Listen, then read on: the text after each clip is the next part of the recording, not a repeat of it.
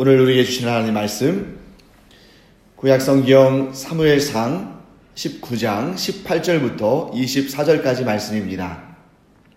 저와 함께 읽어보시겠습니다. 다윗이 도피하여 라마로 가서 사무엘에게로 나아가서 사울이 자기에게 행한 일을 다 전하였고 다윗과 사무엘이 나요스로 가서 살았더라.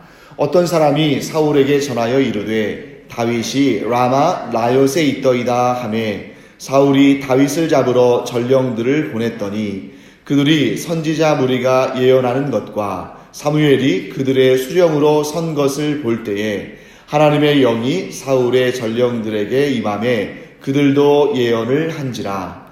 어떤 사람이 그것을 사울에게 알림해 사울이 다른 전령들을 보냈더니 그들도 예언을 했으므로 사울이 세 번째 다시 전령들을 보냈더니 그들도 예언을 한지라. 이에 사울도 라마로 가서 세구에 있는 큰 우물에 도착하여 물어 이르되 사무엘과 다윗이 어디 있느냐? 어떤 사람이 이르되 라마 나요스에 있나이다. 사울이 라마 나요스로 가니라. 하나님의 영이 그에게도 임하시니 그가 라마 나요스에 이르기까지 걸어가며 예언을 하였으며 그가 또 그의 옷을 벗고 사무엘 앞에서 예언을 하며 하루 밤낮을 벗은 몸으로 누웠더라. 그러므로 속담에 이르기를 사울도 선지자 중에 있느냐 하니라. 아멘.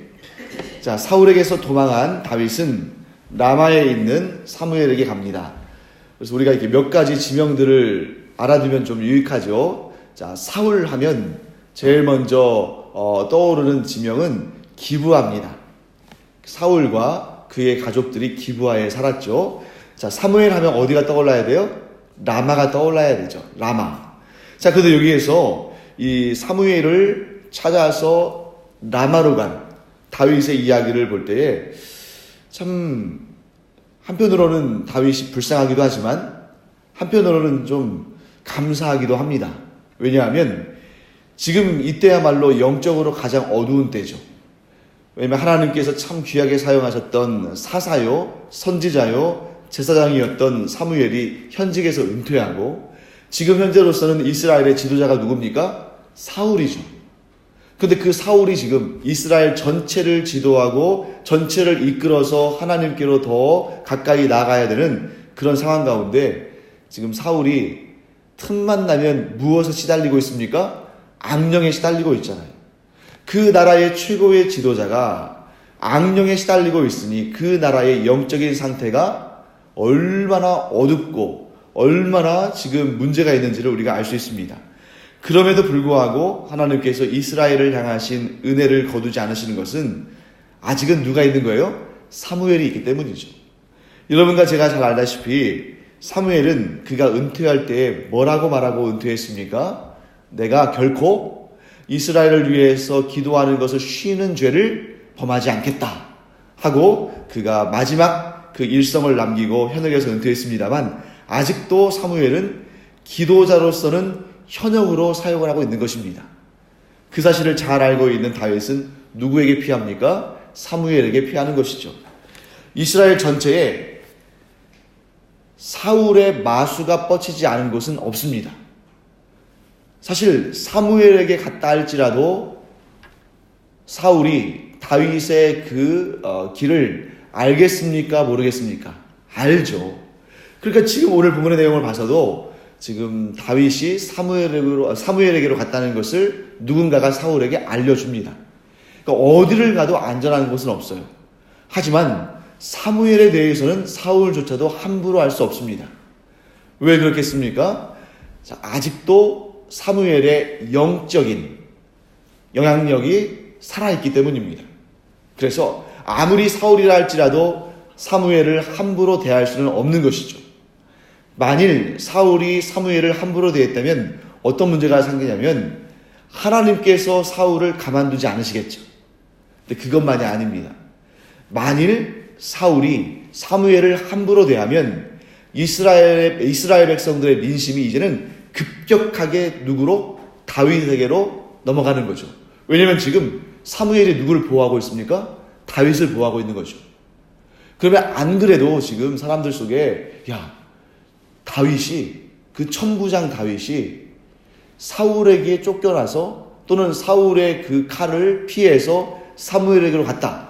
벌써 이 소식이 쭉 퍼져가지고 사람들 사이에 웅성웅성 할 텐데, 만일 사울이 사무엘과 함께 있는 다윗을 치거나 혹은 사무엘에게 해코지를 한다면 이제 이스라엘 백성들의 민심이 완전히 다윗에게로 돌아가는 것이겠죠. 물론 그렇게 하지 않을 방법도 있습니다. 아예 원천적으로 그렇게 못하도록 사무엘과 다윗을 죽이면 그만이겠죠. 그러면 아무리 백성들이 사울을 원망한다 하더라도 이미 죽은 사무엘을 두고 이미 죽은 다윗을 두고 무슨 일을 할 수 있겠습니까? 하지만 그건 불가능한 일이죠. 왜 불가능합니까? 하나님께서 사무엘과 다윗을 지키시니까. 지금 오늘 한 번만 보는 게 아니잖아요. 계속해서 지금까지 보아왔고 앞으로도 우리가 볼 것입니다.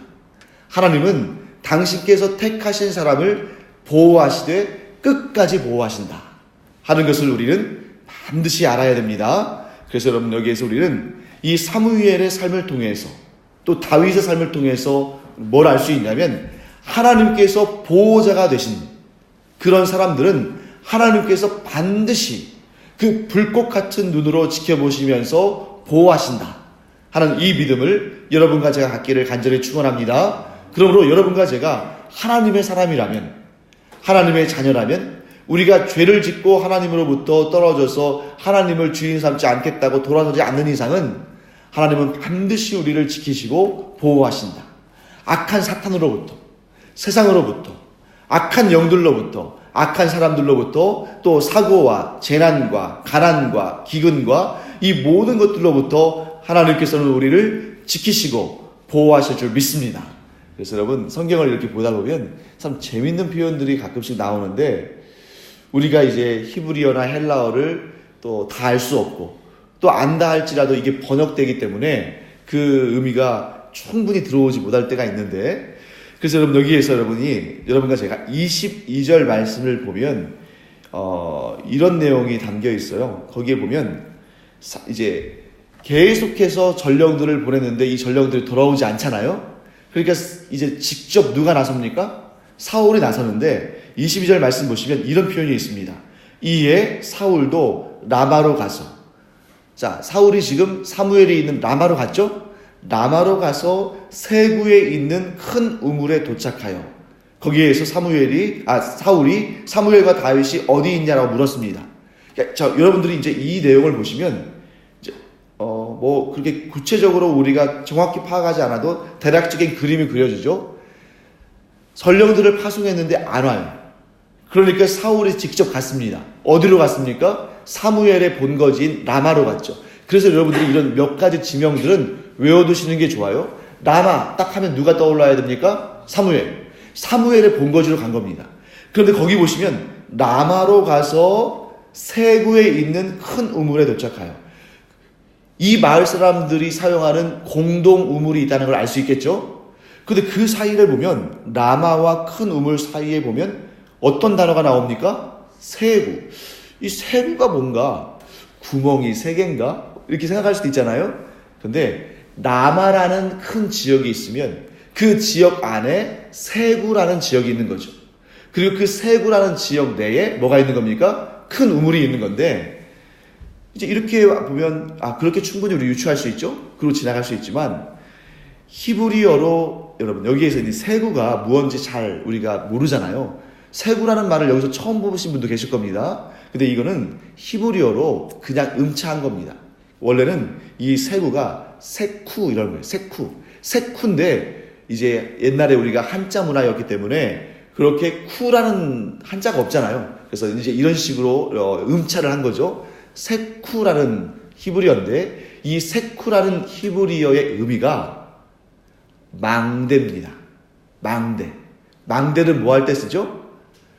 외적이나 또 도적이나 이렇게 침탈하고자 하는 자들을 지키기 위해서 높이 세워서 관찰하고 또 살펴보고 또 방어하고 하는데 사용하는 그러한 군사적인 그 시설물 아니겠습니까?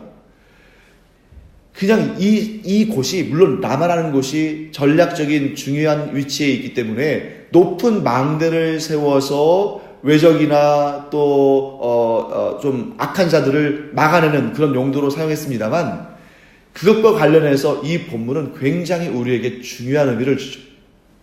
아무리 악한 마음을 품고 하나님의 사람들을 제거하고 공격하기 위해서 달려든다 할지라도, 하나님은 망대 위에 서서 불꽃 같은 눈으로 바라보시며 그 어떠한 악한 세력도 단 한 사람도 들어오지 못하도록, 단 한 영도 들어오지 못하도록 막아내시고 하나님이 택하신 사람들을 보호하신다. 이 단어를 통해서 또 상징적으로 보여주시는 거예요. 사랑하는 성도 여러분, 하나님은 우리 곧 하나님의 자녀들의 망대가 되시고 요새가 되시고 산성이 되시고 우리의 보호자가 되시고 도피성이 되시는 줄 믿습니다. 이 믿음을 갖지 못하면 우리가 세상을 살아가면서 세상 사람들과 다를 점이 없는 거죠. 우리가 신앙생활을 하면서 얻는 유익이 무엇이겠습니까? 하나님께서 나를 지키신다. 사실 이 한 가지 믿음만 가지고도 우리는 세상을 살아갈 때에 정말 큰 복과 은혜를 누리며 살아가는 것입니다. 이 세상에 수많은 사람들이 지금도 뭐 여러 가지 문제들을 경험하잖아요. 정신적인 문제, 또 심리적인 문제, 이런 문제들을 경험하는 그 중심을 파고 들어가 보면 하나님 없이 살기 때문에, 하나님을 나의 보호자로 여기지 않기 때문에, 하나님께서 나를 위해서 이렇게 은혜와 복을 베푸시는 분이라는 사실을 믿지 않기 때문에 다 생기는 문제들입니다. 하지만 여러분과 제가 하나님은 나의 망대요, 하나님은 나의 새구요, 하나님은 나의 요새요, 하나님은 나의 산성이시다 라고 고백하는 그 순간, 물론 완벽할 수는 없죠. 우리가 천국에 이르기 전까지는 우리도 여전히 사람이기 때문에 때로는 믿음이 약해질 수도 있고 흔들릴 수도 있습니다만, 그러나 본질적으로 하나님께서 나의 보호자시라는 것을 강하든 약하든 이 사실을 믿는 자와 믿지 않는 자의 차이는 하늘과 땅의 차이보다 더 클 줄 믿습니다. 그래서 여러분과 제가 어디를 가든지 주님과 동행하며 나의 보호자이신 하나님의 손을 붙들고 담대하게 나가는 그러한 은혜가 있기를 간절히 축원합니다. 자, 그 다음 이제 우리가 좀 그 가운데 있는 내용도 보겠습니다. 사울이 다윗이 지금 어디에 있는지를 전해 들었죠. 아마 사울은 여기에 본문에는 자세히 나와 있지 않지만 곳곳에, 이스라엘 곳곳에 정보원들을 두었을 거예요. 그 정보원들의 딱 하나, 단 하나의 목적은 무엇입니까? 다윗이 어디 갔느냐. 참 여러분 안타깝지 않습니까? 그 소중한 인력들이 사실은 어디에 써야 되는 거예요? 그 소중한 인력들이 사실은 블레셋과의 전쟁 속에서 그들과의 전쟁 가운데에서 나가서 전투 병력으로 사용되거나 그들의 전력을 분석하는 정보원으로 쓰임 받아야 되는데, 지금 계속 블레셋과의 전쟁에서 다윗이 없으면 이스라엘은 밀릴 수밖에 없는 게 이렇게 쓸모없는 데에 이 전력들이 누출되고 있기 때문입니다. 너무 이 괴로운 일 아닙니까? 너무 안타까운 일이죠. 사울 한 사람의 그 질투심 때문에, 사울 한 사람의 그 바르지 못한 마음 때문에 이스라엘 전체가 흔들릴 수도 있는 상황인 것입니다. 그때 사울이 다윗이 있는 곳을 전해 들었습니다. 그러니 어떻게 했습니까? 전령들을 보내서, 여기 말이 전령이지 사실은 죽이려고 보낸 암살자들이죠. 이들을 보내서 다윗을 잡아오거나 그게 힘들면 죽이라고 했겠죠. 그런데 놀라운 일이 벌어집니다. 그렇게 해서 사울이 보내는 사람마다 이 라마는 어떤 곳이에요? 사무엘이 있는 곳이고, 당연히 사무엘이 있는 곳에는 선지자들이 모이겠죠. 대부분 그 선지자들은 아직은 사무엘처럼 본격적인 선지자가 되기 전에 수련하고 있는, 그러니까 우리식으로 따진다면 신학대학원에 다니고 있는, 신학교에 다니고 있는 이런 학생들의 가능성이 크죠.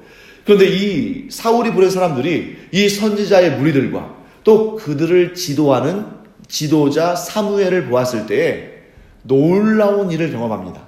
어떤 일이에요? 하나님께서 하나님의 영을 그들에게 보내셔서 그들이 하나님의 영으로 인해서 충만해서 뭘 합니까? 예언을 하기 시작했다는 거예요. 자, 여러분, 이런 본문을 보면 좀 궁금하지 않습니까? 예언을 했다고만 돼 있지 어떤 내용을 예언했는지는 안 나와 있잖아요. 이게 굉장히 궁금해요. 그래서 저는 여러분, 분명한 것은 그들이 어떤 예언을 했고 또 그 예언의 내용이 무엇인지는 성경에 지금 기록되어 있지 않습니다. 그래서 지금 말씀드리는 것은 제 추측이에요. 이랬을 것 같다 하는 추측이기 때문에 이것은 사실이 아닐 수 있고 또 여러분들은 다르게 해석하실 수도 있습니다. 근데 굳이 제가 상상을 해보자면 이들은 한 4가지 정도 예언을 했을 것 같아요. 제 생각에는 첫째는 하나님을 찬양하는 내용. 여러분, 모든 예언은 하나님을 찬양하는 것부터 시작되지 이 세상의 일들로부터 시작되는 것이 아닙니다. 그러니까 이들의 예언은 당연히 하나님을 찬양했겠죠. 이 참 아이러니하고 앞뒤가 안 맞는 것입니다. 왜냐하면 이 사울이 보낸 사람들은 지금 하나님을 찬양하기 위해서 왔습니까? 아니면 다윗을 잡아가려고 왔습니까? 다윗을 잡아가려고 온 거예요. 그런데 다윗은 지금 누구의 보호하심 가운데 있습니까? 하나님의 보호하심 가운데 있어요. 그렇기 때문에 지금 사울이 보낸 사람들도 하나님을 대적하러 온 것입니다. 왜요? 하나님께서 보호하시는 사람을 잡아가려고 왔으니까 하나님의 일을 대적하는 거잖아요. 그런데 하나님을 대적하는 자들이 하나님을 찬양하고 있다. 참 아이러니한 일이죠. 그래서 여러분, 여기에서 나중에 사울까지 와가지고 사울도 하나님의 영에 감동이 돼서 그도 예언하잖아요. 그때 뭐라고 또 말하냐면 사울도 선지자들 중에 있느냐라는 속담이 나오죠. 이 사울도 선지자들 중에 있느냐라는 속담의 의미는 뭐냐면 정말 예상하지 못한 일, 정말 생각하지도 못한 일, 이런 의미도 있고 조금 더 현실적으로 표현한다면 엉뚱한 일, 이런 일들을 표현할 때 쓰는 표현입니다. 그렇기 때문에 아마도 제 생각에 이들이 예언한 내용의 제일 첫 번째는 하나님을 찬양하는 내용이었다 하는 것입니다. 두 번째는 뭐였냐면, 두 번째는 뭐라고 추측하냐면 다윗은 하나님께 합당한 자다. 다윗이야말로 하나님께서 세우신 진정한 이스라엘의 왕이다. 이런 내용들을 예언했을 거예요. 왜냐하면 이것이야말로 진짜 예언이죠. 아직 다윗이 이스라엘의, 물론 기름 부음 받았지만 아직 이스라엘의 왕으로 대관식을 치르지 않았습니다. 하지만 이 사람들은 안 거예요. 그렇구나, 다윗이 진정한 하나님의 사람이고 하나님께서 세우신 왕이구나 하는 것을 이들은 예언적으로 미리 안 것입니다.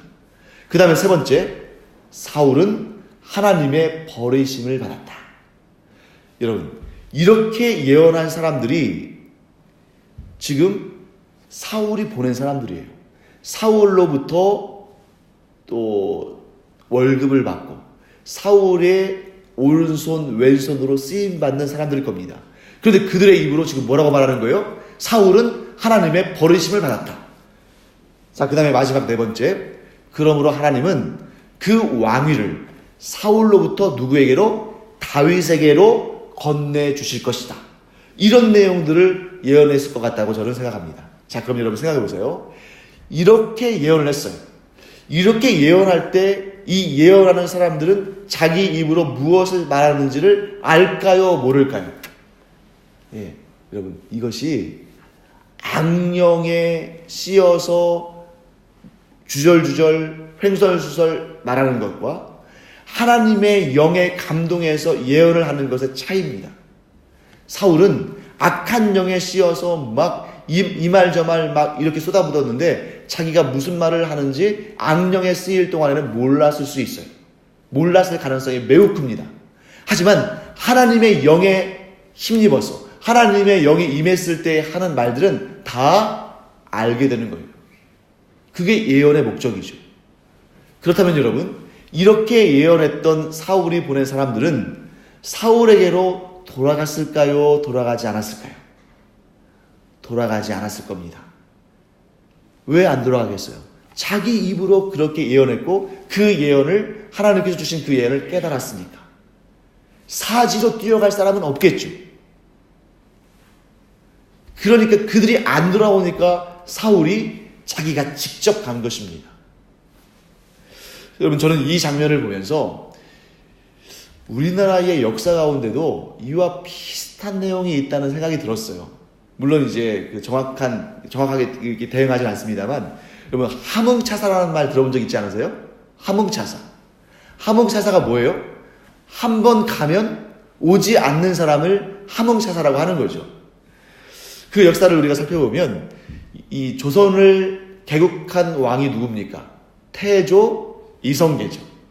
태조 이성계가 이 나라를 새롭게 시작하는데 그에게 있어서 큰 힘이자 큰 고민거리가 있었습니다. 그게 뭐예요? 아들들이 많다는 거죠. 아들들이 많았기 때문에 이 고려를 무너뜨리고 조선을 세우는데 큰 힘이 됐습니다. 근데 문제는 그 다음에 누가 왕이 될 것인가 하는 거죠. 그 아들들 가운데 가장 힘이 세고 가장 또 계략도 있고 한 사람이 누구예요? 이방원이잖아요. 그래서 나중에 그가 조선의 3대 임금 태종이 되는 거죠. 근데 그 이방원이 자기가 왕이 되고 싶으니까 자기들 형제들마저 죽입니다. 이 왕자의 난이죠. 그 왕자의 난이 2번이나 일어나요. 그러니까 그 모습을 보면서 자기의 아들들이 형제들끼리 싸우는 것을 보면서 이 태조 이성계가 자기가 내 인생 잘못 살았다 하는 그런 막 그 후회가 밀려오면서 왕위를 정종에게 물려주고 함흥으로 가버립니다.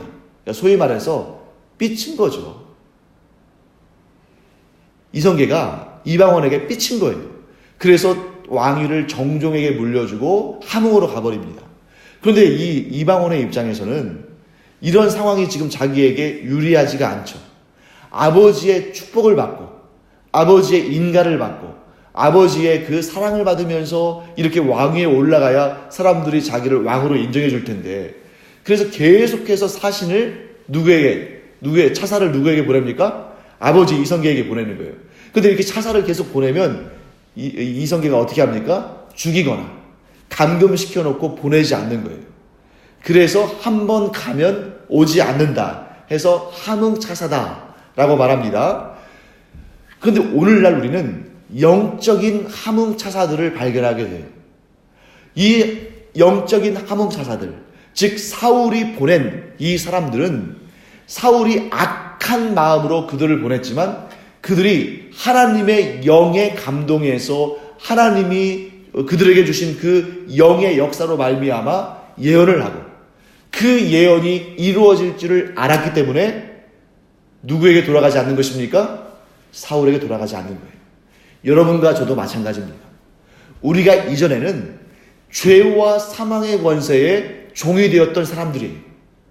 그런데 우리가 하나님의 영으로, 즉 성령으로 중생하는 체험을 함으로 말미암아 우리가 성령으로 말미암아 회심하고 예수 그리스도를 구주로 영접함으로 말미암아 이제 알게 된 것입니다. 뭘 알게 된 거예요? 죄와 사망의 권세를 주인 삼고 사탄을 주인 삼고 살면 그 끝은 반드시 무엇입니까? 영원한 패망이고 영원한 형벌입니다.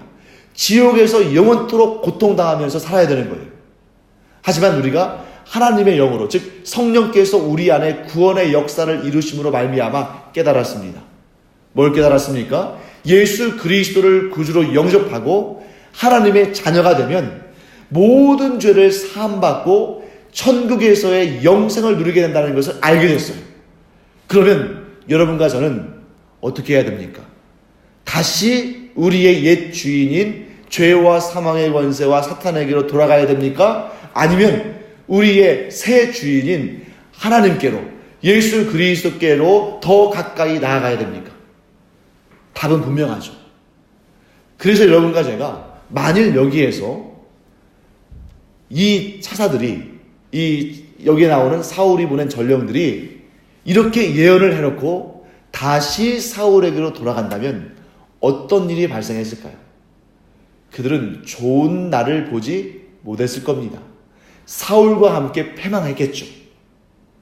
사랑하는 성도 여러분, 우리가 영적인 함흥차사다 하는 것을 꼭 깨달아야 됩니다. 그래서 우리는 이제 더 이상 죄와 사망과 사탄의 권세의 종노릇하는 사람들이 아니라 이제는 하나님의 사람들이요 예수 그리스도의 제자들이다. 이 마음을 굳게 붙들고 더 가까이, 더 열심히, 더 진실되게 하나님의 자녀로 살아가며 예수 그리스도의 제자로 성화되어 가는 여러분과 제가 되기를 간절히 축원합니다. 기도하겠습니다. 하나님, 주님의 은혜를 감사드립니다. 오늘도 하나님께서 다윗을 지켜주시는 그 역사를 봅니다. 하나님 또한 사울이 보낸 다윗을 제거하라고 보냈던 그 전령들도 다윗을 제거하거나 그를 잡아가기보다는 그가 하나님과 함께 있는 사람임을 알게 되는 그러한 예언을 하는 역사를 보게 됩니다. 하나님, 저희들도 이제는 세상으로부터 돌이켜서 하나님 앞으로 나왔사오니 그 믿음을 더욱 굳게 붙잡게 하여 주시옵시고 그 믿음의 선한 싸움에서 항상 승리하도록 하나님께서 늘 지켜주시고 보호하시고 인도하여 주시옵소서. 감사드리며 예수님의 이름으로 축복하며 기도합니다. 아멘. 이제는 우리 주 예수 그리스도의 은혜와 하나님 아버지의 무한하신 사랑과 성령의 감동, 감화, 위로, 교통하심이 이 시간 죄와 사망의 권세를 벗어나서 하나님을 아버지라 부르며 예수 그리스도의 제자가 된 주님의 사랑하시는 자녀들 위에 이제로부터 영원토록 함께 있을지어다. 아멘. 이 시간 우리 기도할 때에 하나님께서 우리의 기도를 들으시고 놀라우신 은혜의 역사와 응답의 역사를 주시기를 축원합니다. 기도하겠습니다.